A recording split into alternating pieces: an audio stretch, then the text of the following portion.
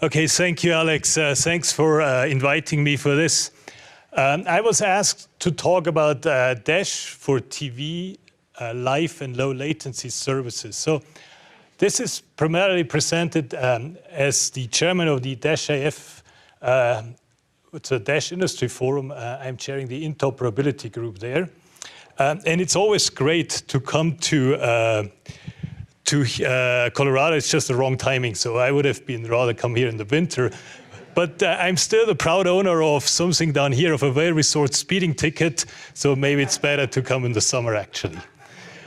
So what I'm going to do is quickly talk about why there's a huge motivation to adopting and basically making Dash workable for live TV and primarily looking at the latency aspect. So there's an analysis. There are technologies which have been developed. Atsc 3.0 is a good reference because Atsc 3.0 basically integrates Dash into TV services, and there's a summary at the end. So let me give you a bit of a motivation around this. So why? This has been something which has been discussed for quite some time. If you talk about live services, there's a couple of aspects you really want to look at. And it's not like one dimension. You have many different aspects. So one is, if you have live service, you're always concerned about the random access time, the startup delay. You're worried potentially about end-to-end latency. You're also worried about compression efficiency, network efficiency and scalability, so you want to reach as many clients as possible, but the network efficiency is something which is key for broad-scale operations. The robustness to errors, so I mean, if you are familiar with the MPEG-2 transport stream, the transport stream is one of the most robust streams you can imagine. So there's something goes wrong, you resync, everything goes well again. So you can do a lot of things which basically are inherently error resilient. These aspects are relevant for some services, but not all of this might be relevant all the time. So you might have some legway in some of these. So one of the problems we identify is that more and more service providers, systems start to offer live TV services using OTT. And so this is German, but you can imagine what it talks. Verzögerung means delay. It's just an awkward word in German. And so there was some tests done by a famous German newspaper, which is called Bild. So it's like the Sun in UK. And they analyzed what's happening if you watch something important, such as the football world champions, or soccer, maybe, just to make it clear. And so they identified that basically if you do cable or terrestrial and so on, you have delays which are all in the range of 5 to 8 seconds until you see what's happening. If you go OTT, and there's a couple of services here which are using OTT, you're going to latencies which are much higher. And obviously that results in awkward situations because your neighbors might cheer for a goal, whereas you have not seen anything.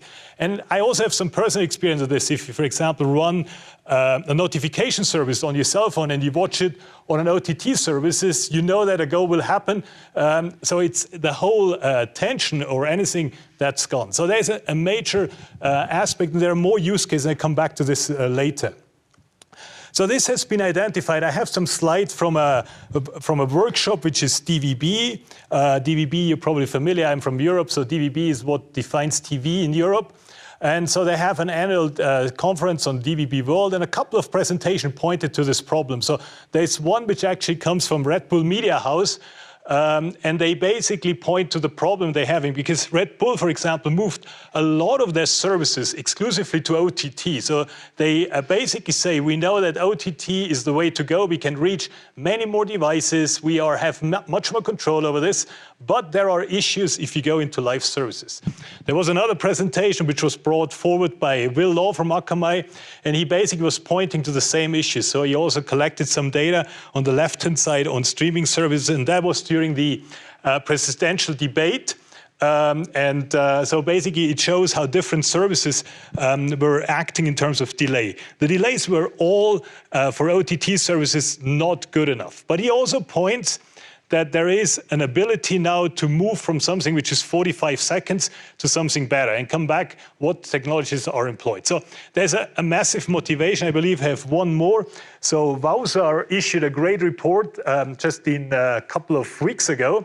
And they basically looked also into these types of services. So if you look on the left-hand side, that's basically the latencies you see for basically joining as well as end-to-end. And all of those point to pretty high numbers. It depends a bit on what platform you're using, what environments you're using. So you can dig into the details. I recommend to read the report. What they basically say in their summary is, so near real-time streaming facilitated by the lowest possible is a key for platforms where user experiences focuses on interactivity. So where you basically have a viewer to broadcast or viewer to viewer. Latency that is competitive with TV or OTA radio, actually it says, is crucial for platforms with high proportion of time-bound coverage. And for platforms where the user experience involves streaming to large number of concurrent users, a range of device and connection, higher latency is necessary. So it also points, as soon as you go to lower latency, it's not for free. So you get into problems which are robustness, which are scalability, and so on and so on. So you need to have platforms which are flexible for the deployment in order to enable that you can go for lower latency, but also if you don't need lower latency, that you can customize your service to be more efficient, less costly, maybe also less error prone. You might need less redundant architecture and so on and so on. So all of this is basically trade-offs, and it's not like one solution fits all. One of the problems which basically is dating back to latency, and where OTT latency is quite often being used as the reference, is the HLS recommendations, which are old, but they still prevail. And basically, HLS in a techno, which I'm not sure it exists still, but that was basically out, and many of the services are still targeting this. So they basically say that we strongly recommend a 10-second target duration for segments. And then basically, if you go into HLS, they also basically recommend to have a buffering of 2 to 3 segments at the client. So you immediately get beyond something like 30 seconds for end-to-end latency. And I talked to a couple of Apple guys in standards, and they always said when we said we need to do lower latency, they said HLS is not meant for a low latency live distribution at the time when it was developed. So Apple has revised this recommendation, but it's still prevalent to many deployments. And what is also the case that in many cases, if you say OTT live, people refer to the HLS latency from this tech node back then. That's what you get in ABR. So there's a huge gap between what is out there today, which people perceive, to where we want to get to. I have a bit more on analysis. And the analysis actually is documented in a report we did jointly between the Dash Industry Forum and DVB to motivate work that we really need to address this problem. So here is a bit of analysis. So what contributes to the latency? So that's kind of a workflow. It's probably simplified, and I know there are many experts which know how to do it more detailed and better, but you have content generation, multi-bitrate encoding, encapsulation, encryption. You have dash segments which you generate and put onto your HTTP origin server.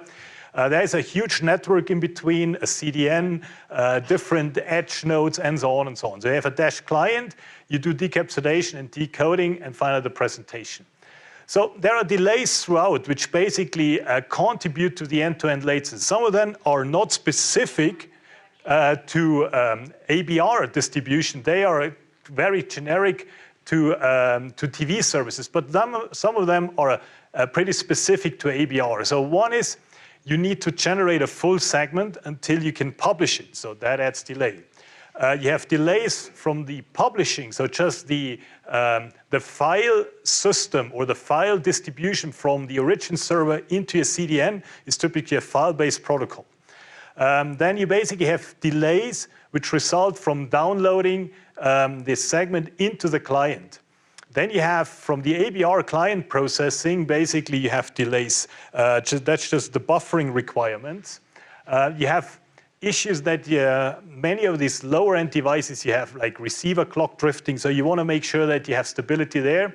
I talked about the buffering delays, and then there are other delays which are not specific, but they also contribute to this. So what is really the case is that these delays, if you sum them up, and there's like an analysis, I don't want to go into the details, but depending, if you go on the different aspects and you look into different segment sizes, which is on the first row, so segment sizes from 0.5 second, 1 second, to like 3-4 seconds, and you put in some numbers, you get into something which goes from 10, 15, 20, and so on. So all of this immediately goes up. So there is a significant amount of work to be done on each of the steps in order to improve the latency. And it's not like you fix one value and everything is done. There are many aspects which need to fit together. Okay. So based on this analysis, and that's taking some of this information of the report, we came up with some key performance indicators which specifically address latency questions and startup. So basically, there's an end-to-end to latency question, which is the latency that you have an action somewhere captured by a camera, and then until you see it on the remote screen. So that is something, if you really are interested in end-to-end, and there's use cases, I come back in a second, which really target low or at least controlled end-to-end latency. Then you have latencies which are just happening from the encoding and distribution. So quite often you have a master signal which enters all your different encoding encoders for the different distribution systems. So you might have the same contribution latency, but from here on, the latency basically might be different depending on the distribution. You might have a distribution-only latency. That's something typically assigned after the encoding and then to the screen. And then you have latencies which happen in the CDN typically, where you have origin server to the screen. So there's different cases. The primary focus in the work we're starting is to look at the first two, because those are relevant for the comparison with other services. And then there's startup delay. And startup delay also, you need to differentiate basically two aspects. One is a live edge startup delay. So the case where you basically join a program and want to go to the live edge at the start.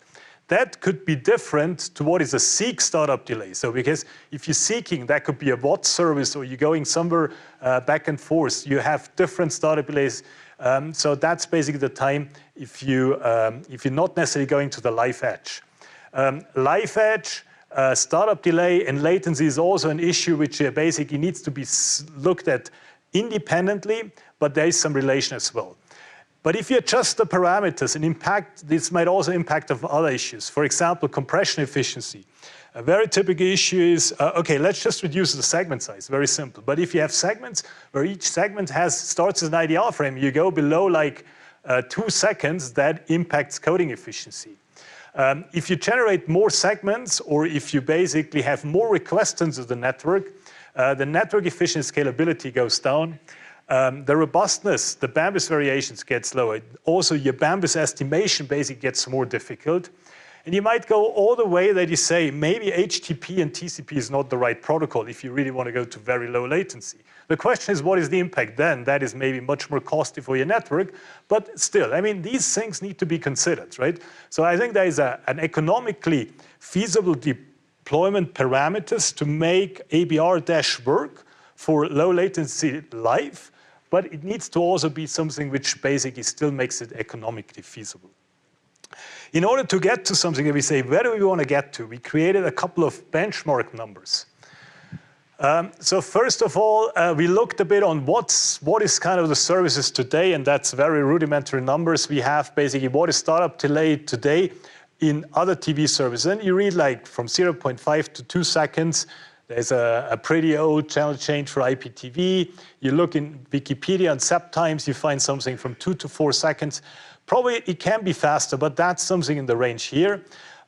We also have received from BBC, provide us some numbers. What is their end-to-end latencies they get basically for their TV distribution system, DTT, DSAT, or cable.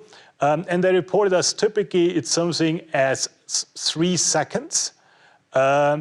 which they basically target. So this is what we basically know is something very interested. We're not going to below seconds. We accept that there is to be comparable 3 to 5 seconds. So that's the range where we want to make a service work. And that's from the encoding, obviously, prior to the encoding to the distribution. Whatever you add from the beginning, before the encoding is something which is common. There is also aspects which you want to fix. There's also use cases for this.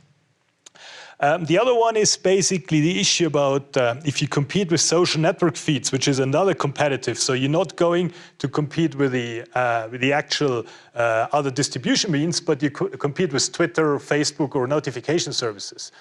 And I found an interesting paper there I referenced here. It's basically saying what was the Super Bowl Twitter latency from an end-to-end per second. And so it was basically 13 seconds, and that I think was Super Bowl 49, whenever this was, but it says 49. That might have been the Denver Broncos won, right? 49, maybe? I don't know. So basically, there is delays in the range from 7 to 12 seconds. You then figure out that you basically say, if you compete with social network feeds. Social network feeds are all complicated, so I think there are certain hashtags which are processed quicker. For example, if you add SB49 or SB50, then this is quicker processed than your private feed. But basically, this is the range what you would expect as well. So we collected quite many use cases, and they are documented here. There's more details, but I just want to point to a few of them. So one objective is to get on par with other distribution means. So what it means there, we figured out from the analysis that we want to be able to go into like 3 to 10 seconds encoding to screen latency. If the delay gets larger, it doesn't fall apart. It's just basically gradually degrading. So you're not saying if a client is, for example, in bad network conditions, it might not operate on longer delays. So the service is still okay. If you go to basically with social network feeds, we figured out that you might have an end-to-end latency designed as low as 5 seconds. That's basically the case from the previous analysis. That's when the social feeds originates from the venue, because then you have acquisition delays. If the social feed originates from other TV viewers, then you're more relaxed. So basically, if you're not tweeting from the venue, then you basically just competing with feeds from other users who see it on other distribution means. There is also work happening, for example, in DVB, but also Atsc, where you want to use a second screen or second streams, basically, which are distributed over the top together with a broadcast feed. And in this case, you have the same latency requirements, but the service breaks apart if the broadcast is if you're slower than broadcast, because then you can no longer sync the companion screen or the companion stream to the service. There is a use case on a sports bar. So sports bars are also looking to move maybe to an OTT service, but if they have the neighboring sports bar has a satellite service, for example, they might obviously, and they are much quicker, the sports bar on here is screwed compared to the other one. So this is competitive as well. As I said before, it's not that every service needs low latency. You want to be able to configure this in ranges from 3 to 30 seconds. Then the usage of Dash in ABR multicast and broadcast, it's more that the distribution is different. So DVB is, for example, working on ABR multicast. I know Cable Labs has a specification which also is about ABR multicast, where you basically also want to make sure if you have different distribution means that you can also solve this. And then there are services which are more going into enterprise broadcast. So worldwide developer conference is streamed or a keynote is streamed. So in this case, the end-to-end latency is relevant. It might be that you require, if interactivity is involved, something that you get to quite low numbers. Maybe the scale is not as high, but it's still important. Personal broadcast, Periscope, and so on, things like this. The end-to-end latency is like 5 seconds. And then the last aspect is where you have a channel bouquet. It's something where you basically mix different channels and you want to do channel switching and so on. So you also have requirements that potentially within this channel bouquets that the channel change times are low. There are more use cases, but it basically documents a bit on what range we're operating. Okay, so there's a couple of technologies which I would like to point to. There's another systems diagram which is added here. One of the topics we also looked in Dash for live services is basically the ability that what happens if you typically have an MPEG to transfer stream feed and you distribute. You also need to compensate in your service for redundancy. So you have redundant encoders, you have redundant segmenters, you have redundancies throughout. That redundancy also needs to be taken into account if you want to reduce the latency, because there needs to be coordination. That coordination requires time synchronization and so on and so on. And it also the case what we looked into is basically the ability that you integrate multicast, which is quite a prominent use case with Atsc, with 3GPP, MBMS, they all use Dash formats. So that's kind of the architecture we're looking in. Now I have the same slide again, so that should not be here. So what we have basically, that's the regular live service client as we basically have it in the Dash IF IOP guidelines. And we operate on one of these two models. So the first one is really looking into the dynamic segment download. So the Dash client is always aware when the next segment gets available, and based on this, it downloads the segments. That's documented in the MPD. Then you have a manifest update process which you need to take into account. And manifest updates should happen as rarely as possible because they just add network load, there are sources for errors and so on and so on. So you could do these updates based on like regular updates as done in HLS. You could basically also update this less frequently if you're relatively sure that your service is not changing.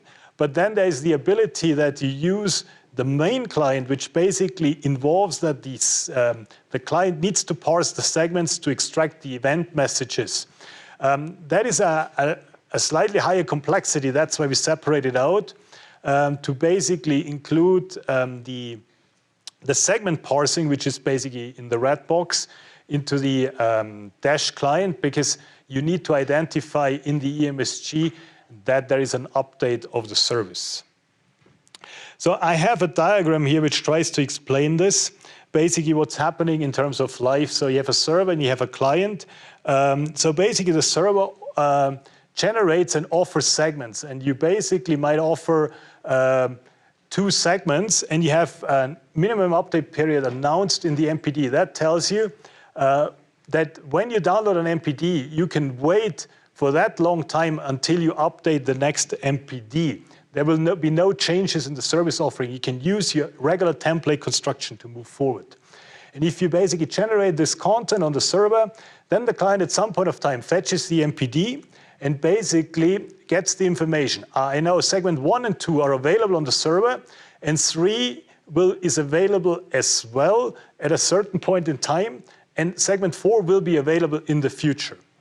So then basically, so this is the information the Dash client has. I have 1 and 2, and I know that 3 and 4 are deterministically available on the server at the points given to me in the MPD.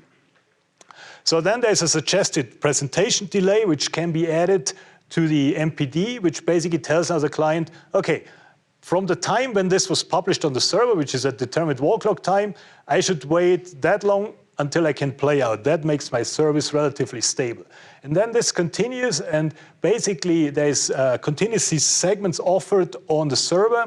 And at some point of time, the client basically runs out of information what's happening next, because its MPD has basically expired. So it basically goes back and refreshes, gets a new MPD, and from that MPD it again gets information that these segments 5, 6 are available, and 7, 8 will be made available in time. So that's basically continuously happening here. And you see that basically allows that you can operate the service where the MPD is not fetched for every segment, but you fetch it only when you basically run out of promised information from the server. Okay, so at some point of time, this stream ends, which is a new MPD update, and that's signaled in there. So, okay. So what we basically have now, and I should have mentioned here, so I have another animation which is not added here, I'm sorry about this. So the information that an MPD can expire could also be signaled by an event. So you basically leave the template construction open, but you tell the client, when you need to update, I send you a signal in a segment that you need to refresh. So that means you can continuously use the same MPD without update until there is a signal coming in the segment to tell you there is some changes happening. So something has changed in your regular operation. So we have basically in Dash 2 types of client, a simple and a main client. That's what the Dash IF IOP guidelines reflect today up to version 4.1.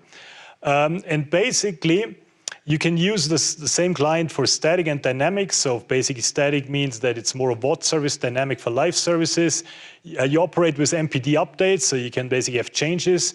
The main client allows you to use in-band segment messages in the segment, but that basically then requires that the client needs to parse this.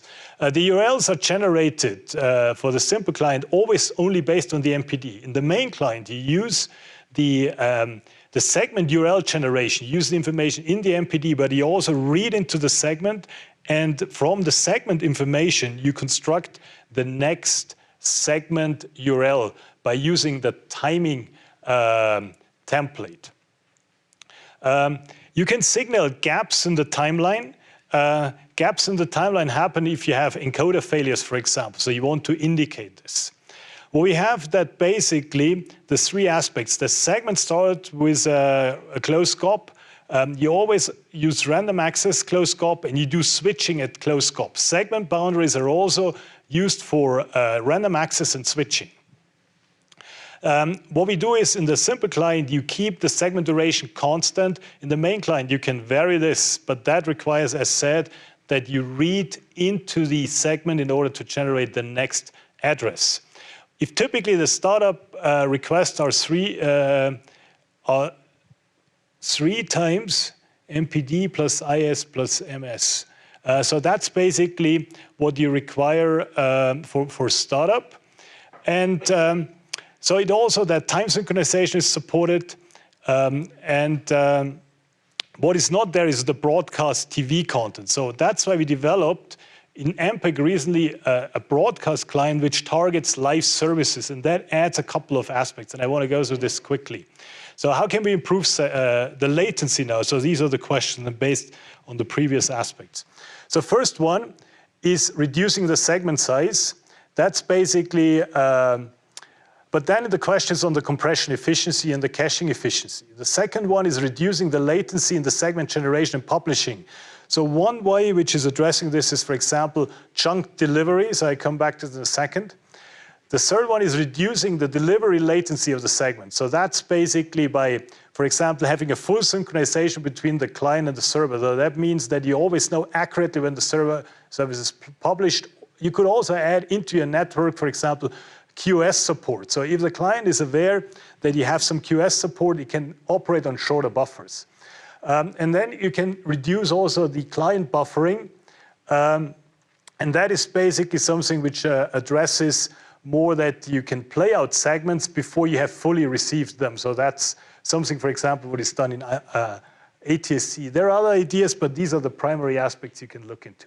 So the broadcast TV profile, what is done there is basically enabling to reduce the segment size without compromising the compression efficiency. What we have today is that every segment is basically starting with a full IDR frame. And I know that the compression guys don't like full IDR frames, but they're forced to in the current Dash ABR environments to do this. So what we did is basically that you avoid that a segment is necessarily starting with an IDR frame. So you can have smaller segments, and IDR frames can happen only at, for example, integer multiples of segments in order to allow this.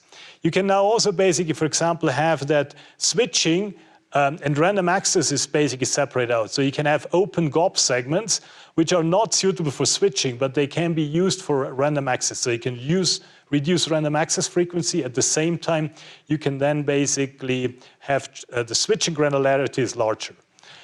You can also have constructions as shown below, that you basically have one representation which is operating on smaller segments, but that might only be used at the live edge. So for efficiency in your caching, for like time shift services, you can then generate longer segments that you basically avoid to maintain the short segments if you go into a time shift. So that's basically also here, but then this construction also allows seamless switching back and forth in this case. And there's a couple of other aspects. For example, we added data URLs to the for the initialization segments in the MPD. That means that you download the MPD, and the MPD immediately contains all this information of the initialization segments, because you add this as an actual data blob in there. So you save some round trip for this case. Okay. So that goes a bit into the details. I don't want to go much into these details, but there are different ways to signal this, because there's immediately complexity if you split it up. So how do you do the signaling of these issues? So there's multiple requirements. You want to have, for example, IDR frame placements or switch point placements. You want to do this more content dependent, right? So you might have variable segment sizes above there, but you still want to split the segments into multiple smaller pieces. So now making all of these pieces adjusted to this variable segment sizes is complicated. So there's a mixture of determined time access points, which are the switch points, here indicated in red, and the intermediate ones are really only chunks which are dropped, and you don't have an accurate timing information with this coming down. And there is different ways to signal this in the MPD, depending a bit on how you actually want to use this. So no details here. But with this, basically, with this broadcast TV client, we have resolved a couple of these issues.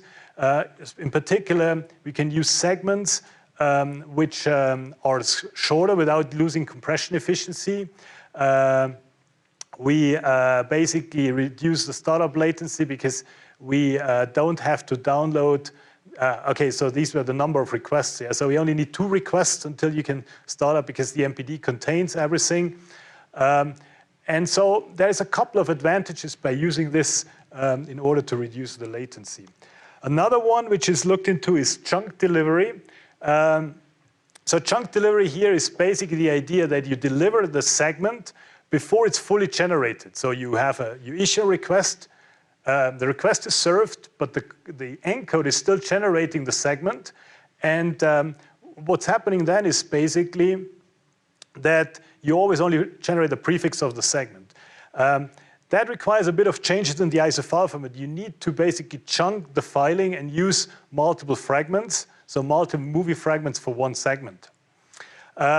It's something which is, for example, typical in RTP streaming, where you send shorter chunks, which are not each one containing, but it's basically still allowing all the caching, because at the end, you only cache the large segments. So only at the live edge, you basically do more this downloading. So we need to check if this impacts CDNs. There's issues on the rate control, for example, because obviously now your download rate is no longer determined by the access bandwidth. It's kind of the throttling of the server which determines the bitrate. So bitrate estimation is more complicated.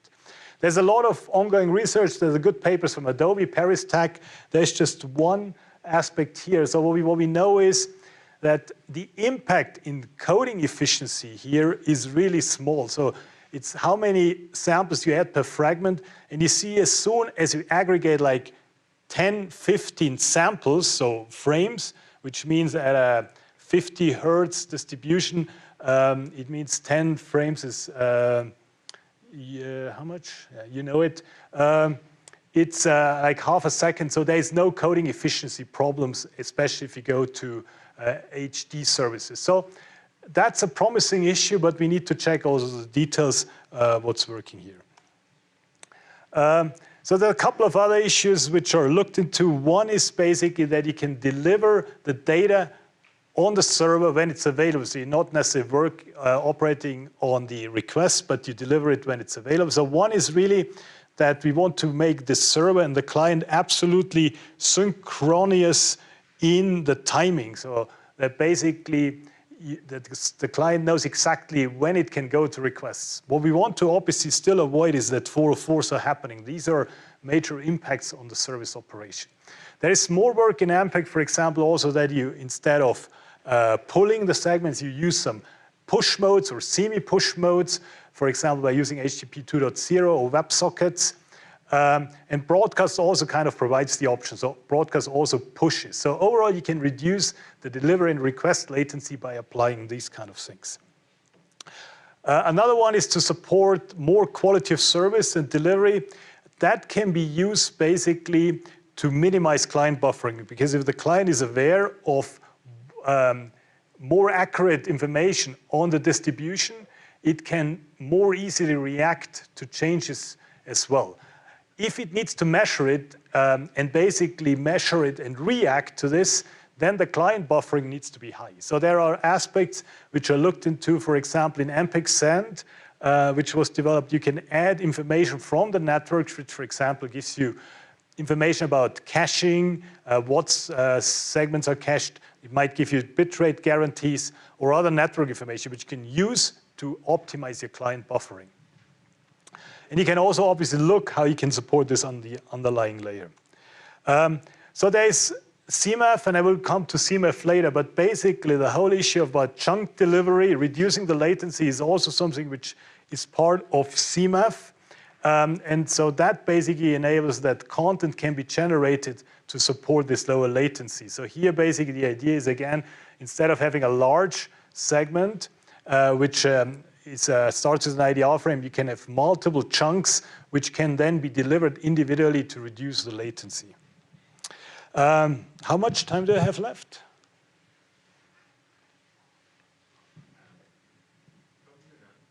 Oh, none is good.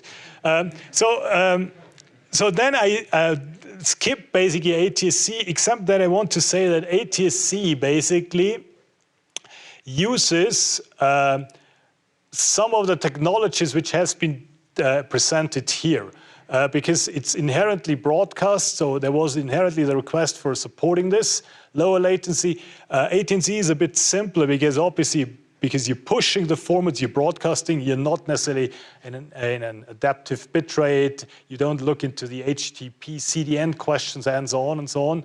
But so that was basically the motivation to develop lower latency, or one of the motivation aspects. So in summary, what do we have? So Dash is used in many different environments. So we have WAT cases, we have OTT live, we have broadcast live, we have combination of those. Also, it's not only that you go to your TV or your set-top box, it's used in CE devices, but also in mobile devices, tablets, dongles, browsers need to support it. So you have a huge variety of end devices which all have different capabilities. There's JavaScript clients, there are dedicated clients. It's used by many different standards organizations which refer to this, like Atsc, DEB, 3GP, Cable Labs, but also it's used by service providers, Netflix, Hulu, YouTube, to mention a few, which basically all use Dash. So it's not that one size fits all. So there needs to be more configurations that you can use Dash and configure it more for the specific service requirements. What we need to do is, for broad-scale, high-quality live TV services, we need to do some adaptation to some of the aspects. It's not changing the things, it's just like supporting that these things can be supported. And I think what is one of the key questions now is the interoperability. And the baseline technologies for live and low latency, they are in place. So they are developed, they are defined in the specs. But what we need to do now, and that's where Dash-IF initiate a process. So we have a meeting coming up next week, and based on the report we have generated, we want to create all the interoperability tools for this. And this is just one slide on what we do basically in Dash-IF. So basically, we want to write the spec, but beyond the spec, we also developed all the aspects around. So we create the test cases, we create test vectors, and test vectors are not only vectors which are dumped as pure vectors, they as a live test services available. We want to integrate this in the reference client and basically issue conforming test vectors so that all the tools from end to end are available and tested. And maybe based on this, we will prune down the available technologies we have, but we want to make sure that those which make sense are available. So I invite everyone to basically join us in supporting that we get this going, because I think interoperability for this live TV services is really important. So just to summarize this, we want to align this with other STOs and the customers, because we don't want to do something just for the purpose of having it done. It's very important to immediately iterate and understand what are the problems. And finally, what we know is that this latency aspect, for example, they will also benefit new use cases. So interactive was already mentioned. So as soon as you want to interact with content, for example, if you want to switch views in a stadium, you need to have faster reactions. So you need to take into account faster startup and faster delivery potentially. And all the way going to virtual reality, where streaming of the full 360 scene is relatively bandwidth inefficient. So virtual reality, for example, there are technologies being demonstrated now where you use that you can only stream the field of view. But that obviously requires also very low latency, because the system needs to react to any head movements to really keep the immersiveness up in place. So this is also something which is currently in investigation in MPEG, and there's a new forum, the VRAF, which looks into these aspects as well.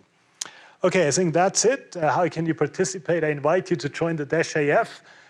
All the information you find on the testing tools are publicly available.